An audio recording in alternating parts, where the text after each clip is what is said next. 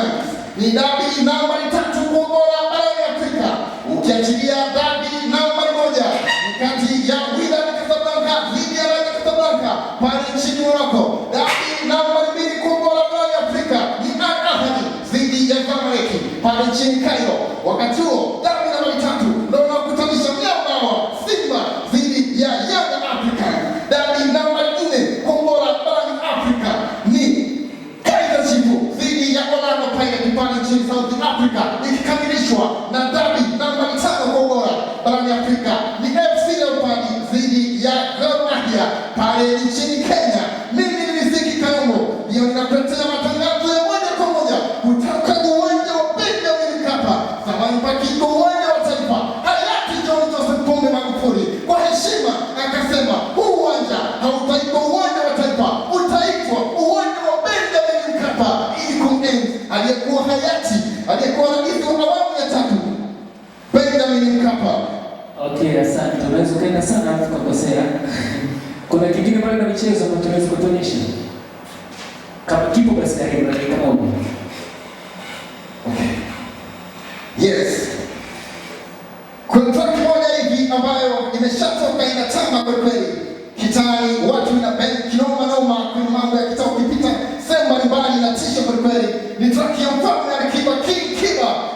Miaka 25 kwenye game bado anaendelea kubend na kutisha kwa kweli. Ni King Kiba amepata collaboration dhidi ya pia kutoka Kenya 254. Ni representer kutoka South Soul baada ya kundi kuvunjika, lakini leo King Kiba ameamua kushirikishwa kwenye ngoma inaitwa Final. Ndani ya siku mbili tu ikiwa milioni 2 watazamaji kwenye mitandao ya kijamii. Asante sana. Enzi.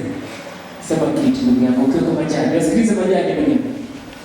Jamaa anataka kuchukua nafasi yangu kwa usiku. Hongera sana. Miongoni mwa kitu ambacho nimekipenda namna ambavyo umepokea kutoka kwa Ibidi. Kama kuna mtu alikuwa anasikiliza, anaweza akahisi kulikuwa kuna live session. Kwa sababu Ibidi alipokuambia karibu sana, umedaka pale pale asante, umeendelea kutangaza. Ulichoharibu ni hiki. Umeshindwa kujitambulisha.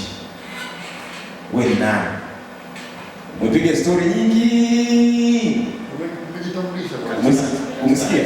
Umepiga story nyingi. Ndio unakuja unafanyaje? Unajitambulisha. Kumbe vizuri ungeanza pale pale. Bwana mimi mtangazaji wako fulani. Alafu unaendelea. Sio kama umeelewa vizuri. Jambo la pili, nimehisi kama una tatizo la kuna kifedha, sio? Nimeona kama kuna neno video unasema zidi. Na nimeona pia kuna maneno mengine ambayo yanazidi kama unaitamka kwa mbali. Sasa kama una hilo tatizo, tunajua ni tatizo la kuzaliwa nalo. Jitahidi kulifanyia kazi ya kufanyaje? Ya kuondoka nalo. Lakini pia utambulisho wako umekuwa na historia nyingi sana. Alafu kile ambacho kilikuwa mama ambacho ndicho tunakitaka kimechukua muda mfupi. Kumbe mama kinatakiwa kichukue muda mkubwa, historia zichukue muda mdogo. Kwa sababu umeona hiyo opening yako uliyofanya hiyo mechi imeshaanza tayari uwanjani. Mpaka huo muda ule ambao umefika mechi imeshaanza. Kwa maana yake utaanza kupishana na yale matukio. Sio kama umeelewa. Lakini jambo la pili kwenye kipindi umezungumza hicho kipindi cha burudani. Ni kama ulikuwa tunatupa simulizi ya wimbo mmoja tu. Haujazungumza kama kipindi. Kwa hiyo next time unakuwa na package ya kipindi kizima kwamba mimi nitafanya hivi na natambulisha hivi na kwa vizuri. Energy unayo mzee. Na kama una malengo ya kuwa mtangazaji wa mechi hizi, ongeza juhudi, energy unayo. Sina neno la kusema. Kaka Riziki. Naam, hongera sana. Asante. Imani huleta kujiamini. Kujiamini huleta matumaini.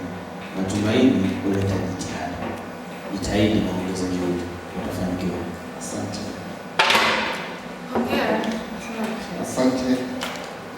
Una kipaji au taaluma? Ni kipaji. Una hela nzuri, unafanya vizuri. Pia jitahidi kupangilia mambo yako vizuri. Bwana, asante sana. Mister, hakikisha simu yako haitoki hewani, lakini pia unaweza kuendelea kufanya shughuli ile huko nyumbani, na huo hapa unaruhusiwa kuondoka, ila hakikisha simu yako haitoki hewani. Asante sana kwa kushiriki.